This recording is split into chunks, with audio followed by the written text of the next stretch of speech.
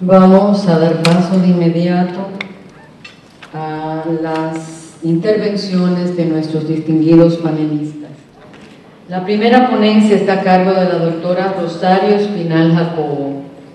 La doctora Espinal es profesora de Sociología y Política a la Mujer que otorga el Poder Ejecutivo de la República Dominicana. Es columnista de los periódicos dominicanos Hoy, Clave y Clave Digital. Les dejo pues con la doctora Rosario Espinal.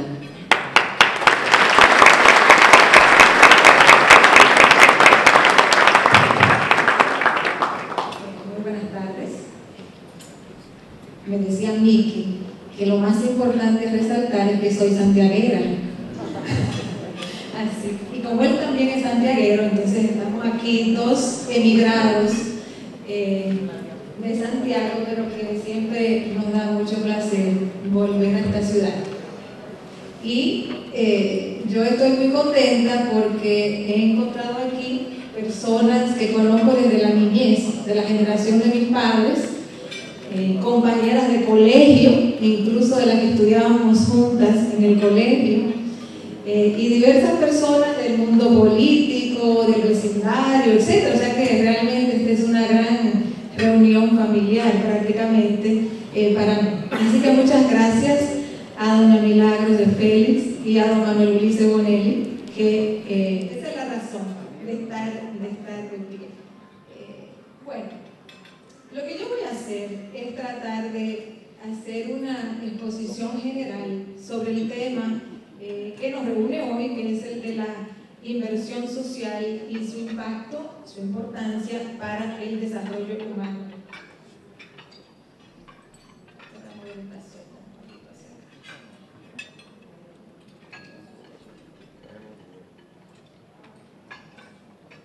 Bien.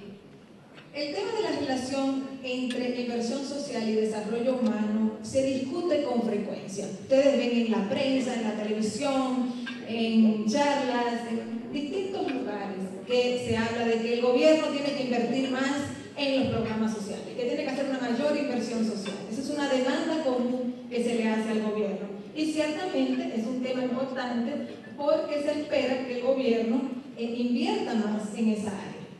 Hace 100 años, o digamos incluso menos de 100 años, la gente tenía hijos y los hijos comenzaban a trabajar en la finca, en el conuquito, en alguna parcela que hubiese, ya sea de la familia o de alguna otra persona. No tenían que ir a la escuela, si se enfermaban encontraban una hoja para hacer un té de tal cosa o un diente de ajo para no sé qué. O sea, la medicina era doméstica. Entonces la gente ni iba a la escuela, ni iba a un hospital, ni se hacía una cirugía complicada. La construcción de las casas era con material local, no costaba mucho hacerlo, y el gobierno no tenía que invertir, pero tampoco la gente directamente, ni los empleadores tenían que invertir en el sector social. Hoy en día esa no es la situación. Hoy en día consideramos que todo el mundo debe tener el derecho de asistir a la escuela, tanto porque es un aspecto importante para la dignidad humana, como también porque en la economía actual, en una economía moderna, es muy difícil progresar, lo que los sociólogos llamamos experimentar movilidad social, es decir, estar mejor que antes. Es muy difícil experimentar movilidad social si no se va a la escuela.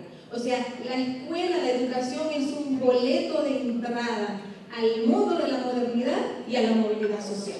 Entonces, por eso es importante que toda la población vaya a la escuela. Lo mismo ocurre con la salud.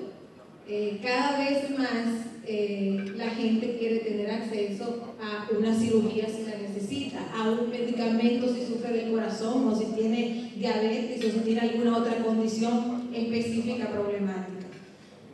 Además, antes los ancianos o los mayores, si no eran tan ancianos incluso, vivían con sus hijos y con sus nietos. Existía la familia extensa.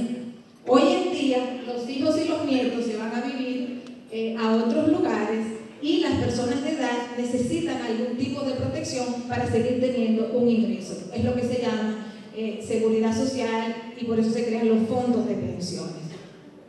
Menciono todo esto porque cuando se habla de inversión social, se está hablando precisamente de lo que se invierte en áreas como la educación, la salud, la seguridad para la vejez, la construcción de viviendas para sectores de escasos recursos, etc. O sea, eso es lo que se llama inversión social, el dinero que se pone en esas áreas.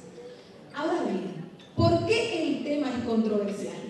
Porque estaríamos todos de acuerdo, probablemente en esta sala, de que hay que invertir en la educación, en la salud, en la vejez, etc. Probablemente, si preguntamos a cada uno de los aquí presentes, todos estaremos de acuerdo de que eso es una buena idea.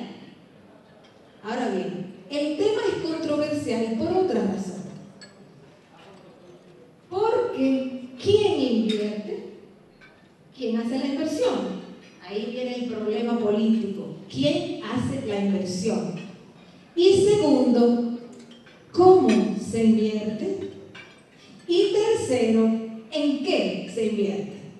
Entonces, el asunto toma relevancia social y sobre todo relevancia política, porque ¿cómo respondemos esas tres preguntas? ¿Quién invierte? ¿Cuánto se invierte? ¿Y en qué se invierte? Ahí están los desacuerdos. ¿Ok? Entonces, ahí es donde vienen los diputados, los senadores, los secretarios de Estado, los presidentes, las asociaciones, las organizaciones ONG, las universidades, los grupos sociales, y cada quien tiene una propuesta y una demanda y una opinión, los empresarios, diferentes. Hay tres sectores claves que pueden hacer esta inversión. Y dependiendo de sobre cuál de estos sectores caiga la principal responsabilidad, tenemos sociedades diferentes.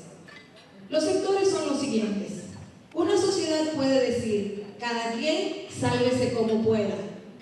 Cada quien invierte en la medida de sus posibilidades. Usted manda a su hijo a la escuela si tiene dinero. Usted va al hospital o a la clínica o compra la medicina si usted tiene dinero para hacerlo. Usted se hace su casa si usted tiene dinero para hacerlo. Cada quien que haga lo que pueda. Cada quien es responsable de su propio bienestar social. Eso es posible. Otra posibilidad es decir, bueno, es difícil que la mayoría de la gente genere los recursos para poder hacer todo eso por sí sola. Entonces, ahí viene, o vienen otros sectores. Una posibilidad es decir, los empleadores, los empresarios que contribuyan. Que el empleado ponga una parte y que el empleador ponga otra parte. El Estado no tiene nada que ver. Empleados y empleadores contribuyan los dos y ustedes satisfacen todas esas necesidades. Bueno, y eso ocurre en sociedades donde el sector de la economía formal es grande. Es posible pensar en esa posibilidad. Pero en República Dominicana resulta que el sector formal de la economía es pequeño.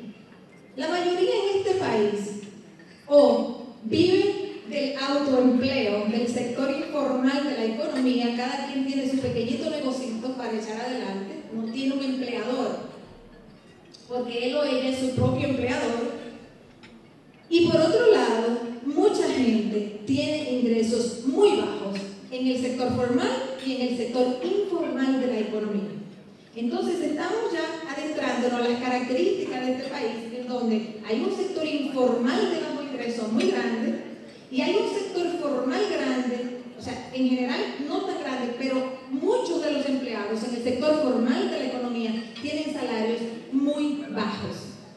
Esto quiere decir que la mayoría de los dominicanos y las dominicanas no tienen ingresos suficientes para invertir en todas estas cosas. Entonces aquí sería muy difícil decirle a la gente, usted invierte en satisfacer sus propias necesidades. Ahora viene el otro posible inversionista de lo social, el gran inversionista que podría ser el Estado. Porque las ONGs son pequeñas. Miren el esfuerzo que hace Acción Callejera, un almuerzo, conseguir, vender la boleta, que ustedes vengan, no sé qué, y hace el cáncer, y hace corazón, no sé qué, y hace la diabetes, y hace la no sé qué. Pero en el mundo general de la sociedad dominicana y de cualquier social, eso es pequeñito con relación a las necesidades que hay de millones de personas. Es importantísimo, pero es pequeñito en relación con las necesidades que tiene la sociedad. Entonces, el gran inversionista potencial en el sector social es el Estado.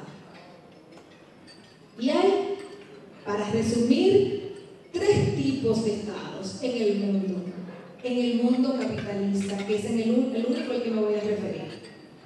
Hay sociedades que tienen lo que se conoce como el Estado protector o el Estado benefactor o el Estado de la beneficencia, es decir, un Estado que invierte mucho en estos programas sociales. El modelo clásico del Estado protector se encuentra en Europa occidental. Por ejemplo, Suecia destina en inversión social alrededor del 31-32% del Producto Interno Bruto. O sea, de todo lo que se produce ahí, más o menos 1/3 de eso el Estado sueco lo invierte en el sector social, en educación, en salud, en vivienda, etc. Por eso, si alguien aquí ha viajado a Suecia alguna vez en su vida, probablemente vio muy pocos pobres o a ningún pobre en la calle. O sea, es muy difícil en Suecia, en Escandinavia, en Dinamarca, en Noruega, es muy difícil salir a la calle y encontrar los niveles de pobreza que uno sale a la calle aquí y encuentra al doblar de la esquina. Bueno, en parte eso se debe a que el Estado destina 1/3 del Producto Interno Bruto del PIB a la inversión social. La otra posibilidad es un Estado semiprotector, y el modelo clásico es Estados Unidos, donde el Estado invierte, pero no invierte tanto, donde se le deja al empleado y al empleador una alta cuota de responsabilidad en proveer los servicios sociales. Para que lo vean en números, Estados Unidos invierte más o menos en el sector social un 16% anual del PIB. Más o menos la mitad de lo que invierte Suecia. Eso quiere decir que la mayoría de la gente tiene que financiarse. ¿Cómo es eso posible? Bueno, porque en Estados Unidos hay altos salarios, hay un sector formal de la economía grande, hay un sector informal de la economía fuerte también. Entonces,